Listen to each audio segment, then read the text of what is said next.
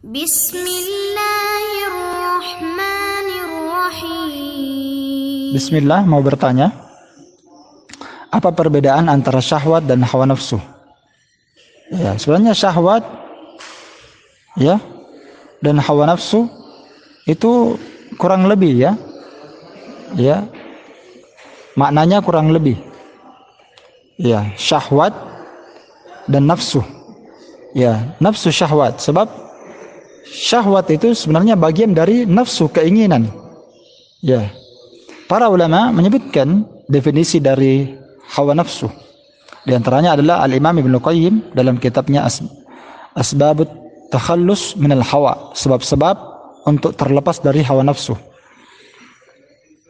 Beliau berkata, al-hawa mailut taba ila ma yulaimu. Hawa nafsu adalah kecondongan jiwa kepada sesuatu yang selaras dengan keinginan manusia.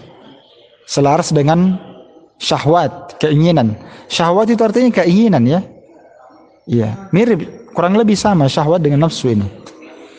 Hanya saja hawa nafsu ini ya, kadang dia mengarah kepada hal yang diizinkan dan dibolehkan.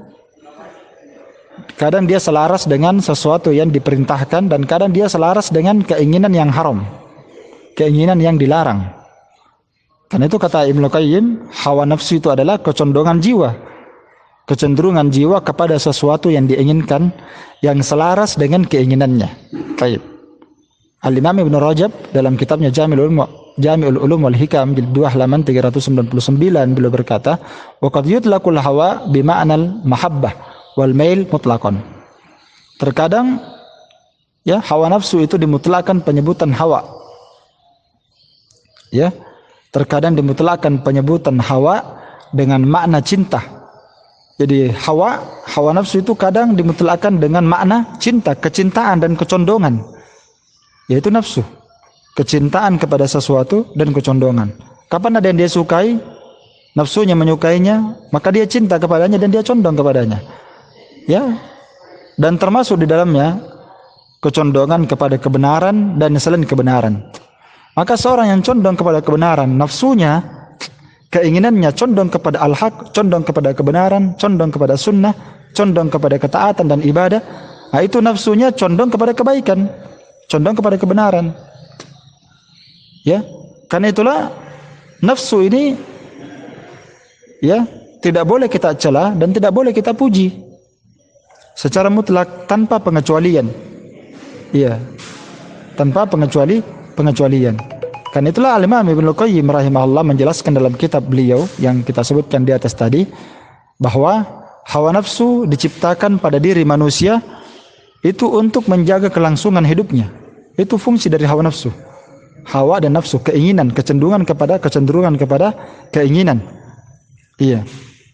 Diciptakan pada diri manusia untuk menjaga kelangsungan hidup mereka. Sebab kalau tidak ada nafsu, berarti tidak ada nafsu untuk makan, ya kan makan juga nafsu. Kecondongan keinginan. Ketika kita melihat makanan yang kita sangat sukai, maka nafsu kita yang mendorong kita untuk melakukannya. Ya, nafsu kita mendorong untuk melakukannya. Ya, kadang nafsu kita menginginkan makanan tertentu. Kadang nafsu kita menginginkan minuman tertentu. Dan nafsu juga menginginkan untuk nikah. Itu nafsu semua. Nafsu artinya keinginan. Ya. Kalau tidak ada semua ini, tidak ada nafsu untuk makan, tidak ada nafsu untuk minum, tidak ada nafsu untuk menikah, maka manusia, kata beliau, akan mati dan punah. Karena dia tidak makan, tidak minum, dan tidak menikah. Maka hawa nafsu mendorong manusia untuk meraih perkara yang diinginkannya. Iya. Taib. Jadi nafsu ini tidak selayaknya dicela secara mutlak dan tidak dipuji juga secara mutlak. Ya. Taib. Sebagaimana marah juga, marah itu kan timbul dari nafsu.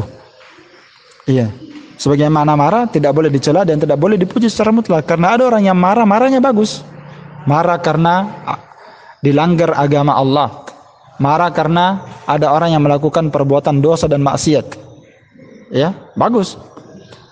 Ya, dan ada juga orang marah mengikuti hawa nafsunya, semata-mata.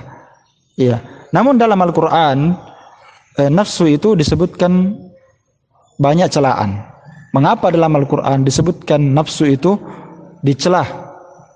Ya, karena memang kebanyakan hawa nafsu itu manusia memperturutkan keinginannya kepada perkara yang dilarang, yang diharamkan. Ya kan? Ya, jadi nafsu dengan syahwat ya kurang lebih hampir sama. Wallahu taala a'lam bishawab.